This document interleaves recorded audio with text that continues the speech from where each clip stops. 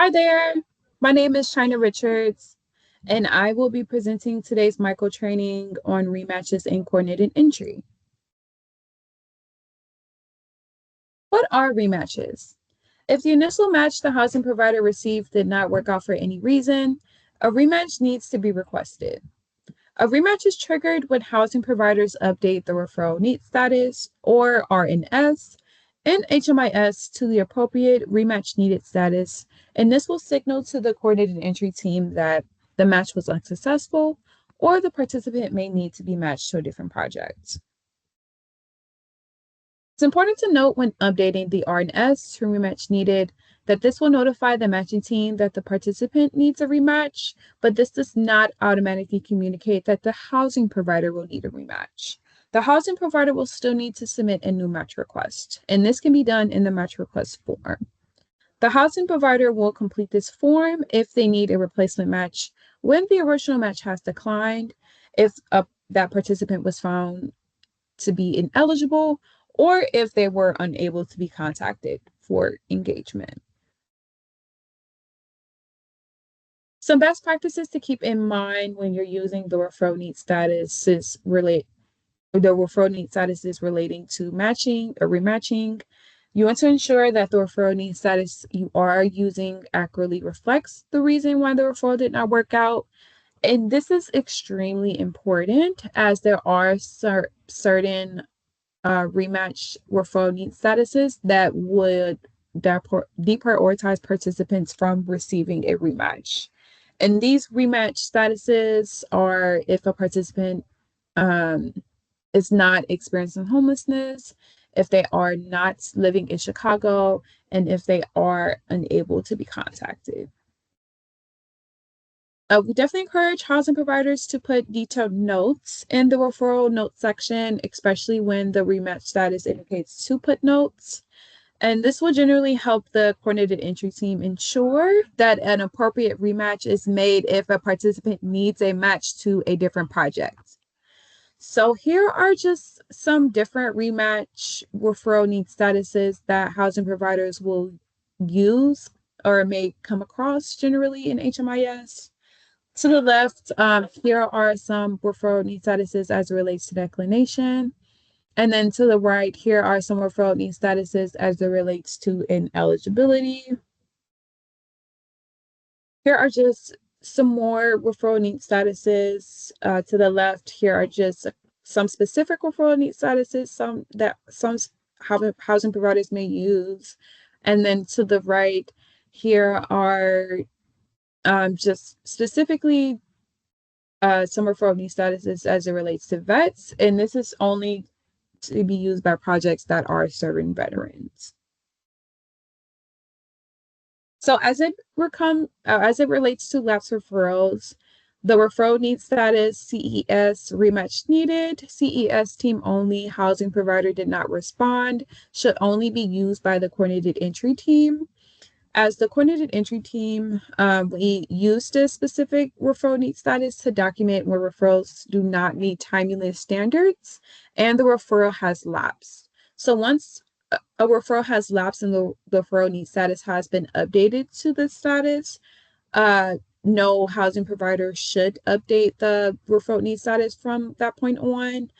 If in any case the referral need status is updated in error, the coordinated entry team will reach out to remind their housing provider to not edit the referral need status. If in any case, if you are still working with a client, if you're getting back engaged with a client, if you want to work with a client again, you can have a re-engagement referral created. You'll just have to reach out to our coordinated entry matching team to get that generated for you. So when a housing provider is rematching a participant who has been engaged, whether that is due to ineligibility or declination, housing providers should communicate that if a participant will need a new housing match, then the participant should make sure that their coordinated entry assessment is up to date and they are continuing to update their assessment every 30 days to make sure that they are active on the coordinated entry list.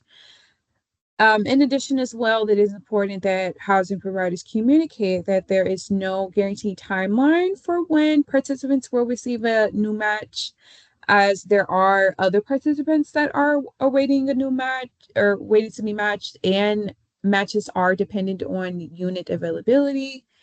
This specific talking point is specifically helpful for participants, especially if they are trying to make an informed decision, if they are choosing to decline the housing option. Specifically, when it comes to helping participants like make their decision with this, we definitely encourage housing providers to have a level setting conversation with participants so that if they continue to decline the option, then they are aware of what expectations.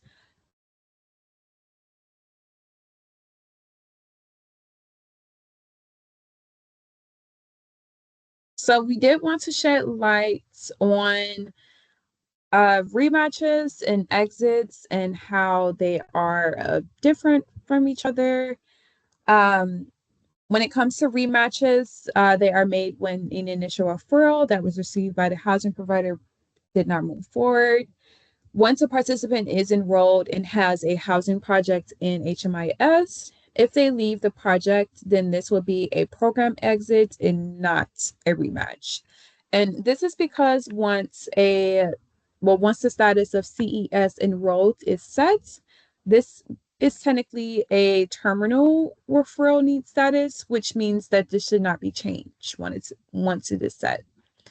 If a program if this is a program exit, the housing provider should complete the exit under the HMIS project enrollment with the exit reason and destination included and leave the referral need status as enrolled.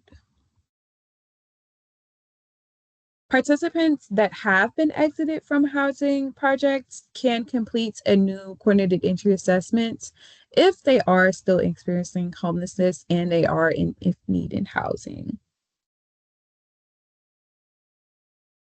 In conclusion, rematches happen when an initial housing match is unsuccessful. The RNS should be updated in HMIS to accurately reflect why the referral did not work out. A new match should be requested by housing providers if the referral is needed. Housing providers should communicate any implications around rematches to participants and encourage them to keep their housing assessment updated every 90 days if they're still in need of housing. Participants should not be rematched once they are enrolled in the housing project. If they leave or they are disconnected after enrollment, it would be considered a program exit at that point.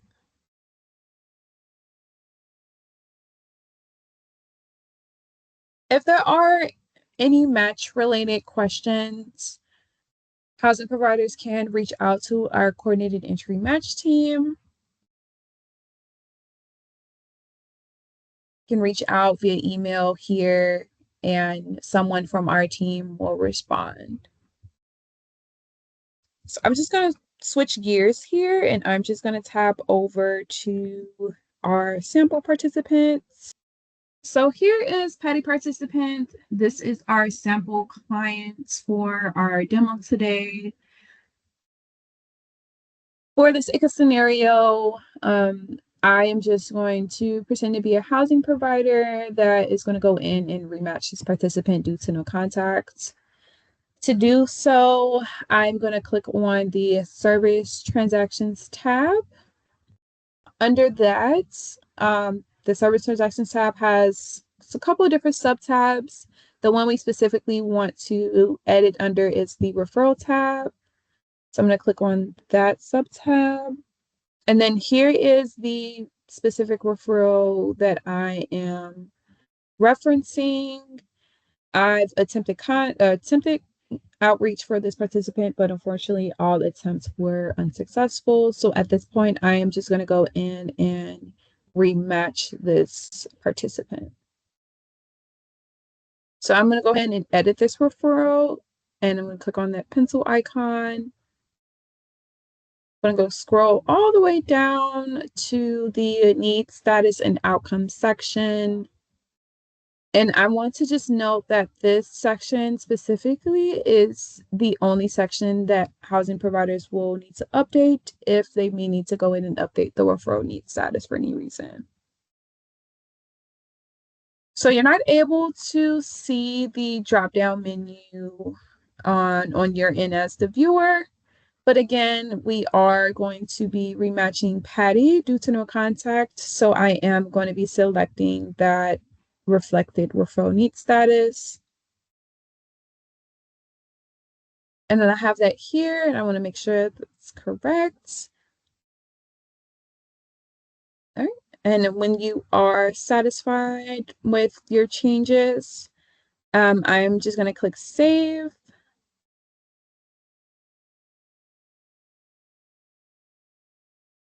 Save and exit.